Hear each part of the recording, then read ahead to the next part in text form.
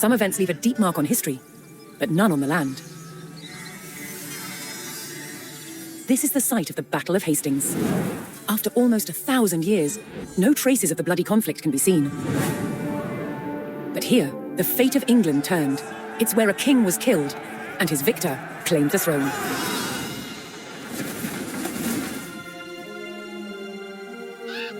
October 14th, 1066.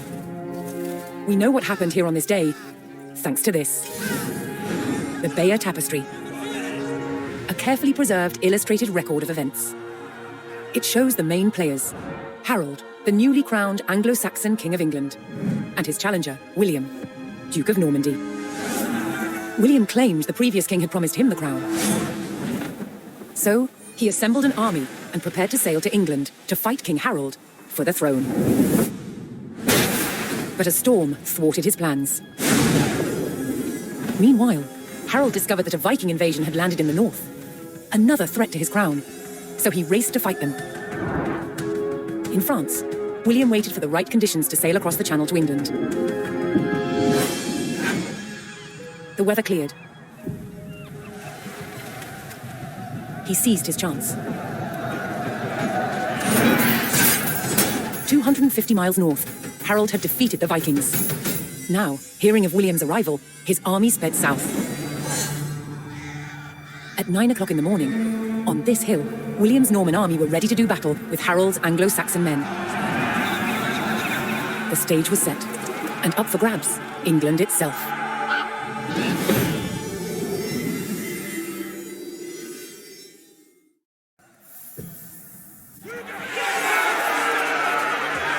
On October 14th, 1066, William of Normandy stood ready for battle at the base of a hill. The high ground belonged to King Harold of England and his Anglo-Saxon army. Here, on this hilltop, the fate of England would be decided.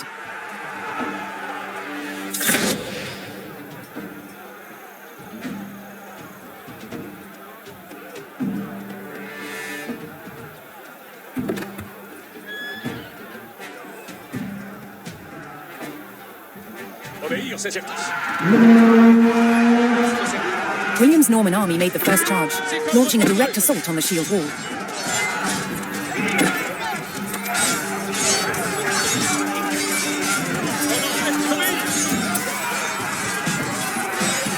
Though William's army fought fiercely against the shield wall, it would not yield. As one man fell, another took his place. Overlapping shields in tight formation made for a near impenetrable barrier. Realizing his army could not break the shield wall, William called for a retreat.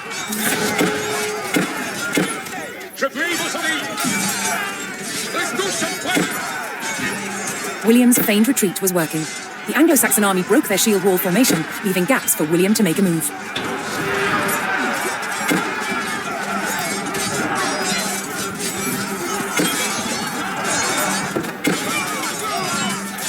With Harold's men no longer in shield wall formation, William could pick them off as they charged.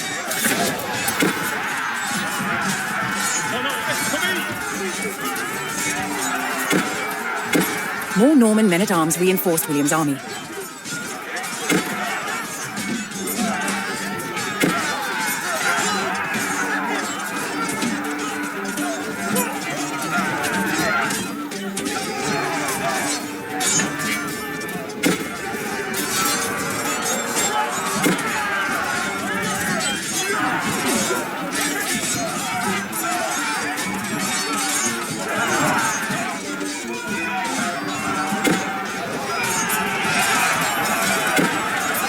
The Anglo-Saxons had deployed rows of spearmen to push back the invaders, but William had an answer: his sharp-eyed archers.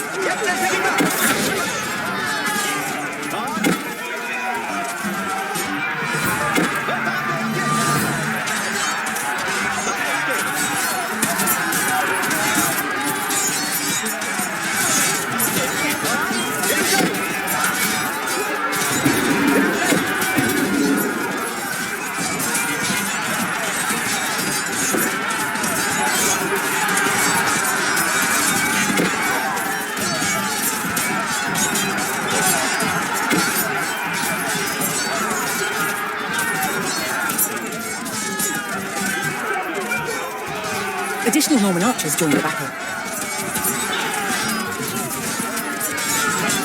Anglo-Saxon archers joined the fray, and the Normans' deadly cavalry ready to charge. But first, William's forces had to eliminate the enemy spearmen, whose sturdy polearms could easily bring down a horse.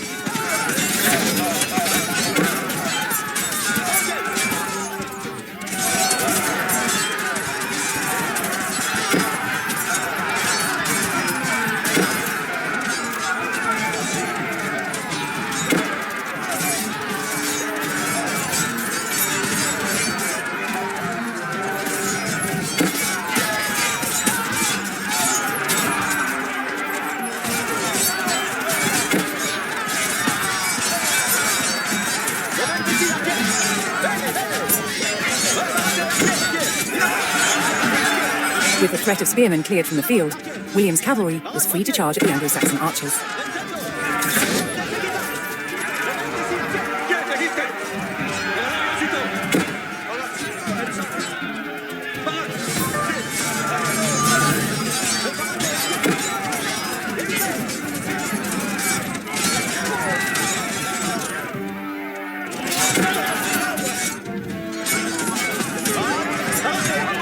The Anglo-Saxon army was in disarray. Their shield wall had been neutralized, and their numbers were dwindling. Now the only thing standing between William and victory was King Harold himself.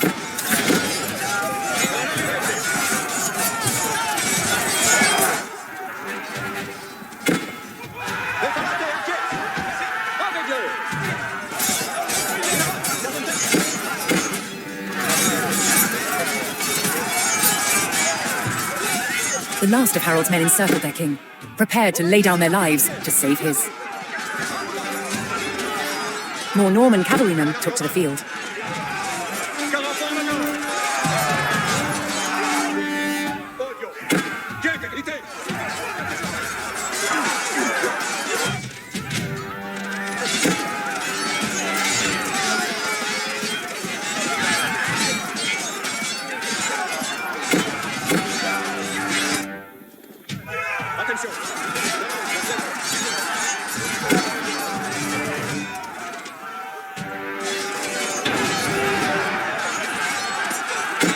The Anglo-Saxon King Harold had fallen.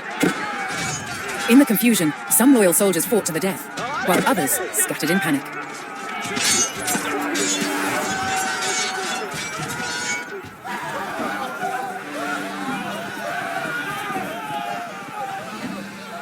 Leaderless and defeated, the last of the Anglo-Saxon army fled for their lives. The Normans celebrated victory over the English king, but William's quest to rule England was just beginning.